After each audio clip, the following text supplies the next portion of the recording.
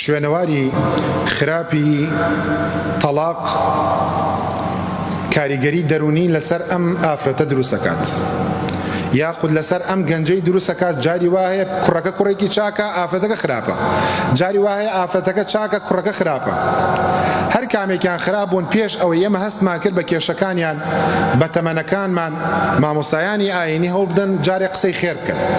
نەڵێ بەخوا با تەلاقی بدا، سێ چوار مناڵیە بۆچی تەلاقی بدا؟ جارێ ئێوە قسەی خێر بکەن لە بەینیانە.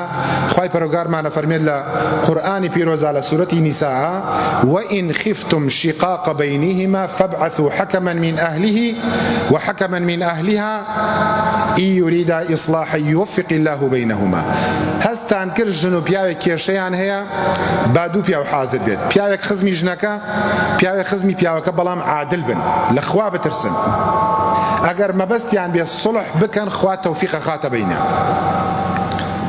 کورە ئافرەت شەرم لە خۆت بکە، تەماشاکە سێ چوار مناڵ هەیە. کورە پیاوەکە شەرم لە خۆت بکە و مناڵانەی تۆن بۆ بێ ناز بن، بۆ ڕۆژە و لە ماڵێکا بن. من زۆر پیاوم بە چاوی خۆم بینیوە کێشەیان هەبووە، مەجلیسە و مەجلیسیان کردووە، حەیا و شەرەف و کەرامەتی خۆیان شکانووە لە لای برا و باوک و مامۆسای ئاینی و فلان و فلان و فلان و فلان، دوایش گەڕانەوە بەلای یەک. پێویستەکە تۆ دە مەجلیس بگریت، خوا خێزانی خۆتە 20 ساڵە لەگەڵتایە، بە مەجلیس و بە سوڵح و بە پیاوێکی ڕێز عەشرەت بێتەوە بۆ ماڵ، دەستیان خۆش بێ کارێکی چاکە، بەڵام خۆت بۆ خۆت سوڵحی خۆت ناکەی، نایەتەوە. ئەبێ ئاوا بکە چی کردووە، سنووری بۆ دابنێ، تۆ ڕیجال بە و قەوام بە ئەوش سوک نابێ، چۆن کێشە دروستە بێت.